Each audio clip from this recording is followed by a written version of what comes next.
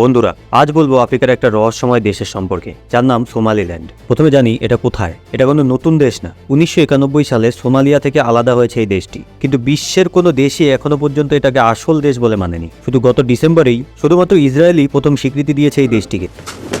Mr. Prime Minister. It's good to talk to you, and before anything else, I want you to know that I'm signing now, as we speak, Israel's official recognition of Somaliland and its right of self-determination. Our friendship is seminal and historic, so I'm very, very happy and I'm very proud of this day, and I want to wish you and the people of Somaliland the very, very best. কেন? কারণ এর বারবেরা বন্দর লোহিত সাগরের পথে super important. জাহাজে যা যায় সবাই এটার কথাই বলে। রাজধানী হারগেইসা, 60 লক্ষ মানুষ, নিজস্ব টাকা, পাসপোর্ট, নির্বাচন, খুব শান্ত দেশ। এমনকি 5000 বছরের পুরনো গুহাচিত্র আছে লাসগিলে, যেন প্রাগৈতিহাসিক ফেসবুক। কিন্তু দুঃখের চ্যাপ্টার 1980-এর দশকে গণহত্যায় লাখো লোক মারা যাওয়ার পর তারাই বিদেশি সাহায্য ছাড়া দেশটিকে গড়ে তুলেছে। সম্প্রতি 6 জানুয়ারি ইসরায়েলের ফরেন মিনিস্টার গিডিয়ন সাআর হারগেইসায় গিয়ে সোমালিল্যান্ডের প্রেসিডেন্ট মোহাম্মদ আবদুল্লাহিয়ের সাথে হাত মেলায়। তারপরই সোমালিয়ায় বড় বিক্ষোভ শুরু হয়। আর শুরু হয় মোগাদিশুতে মিছিল আর হুথিদের হুমকি। সোমালিল্যান্ড ভেনেজুয়েলার মাদুরোর বিরুদ্ধে আমেরিকাকে পর্যন্ত সাপোর্ট করেছে।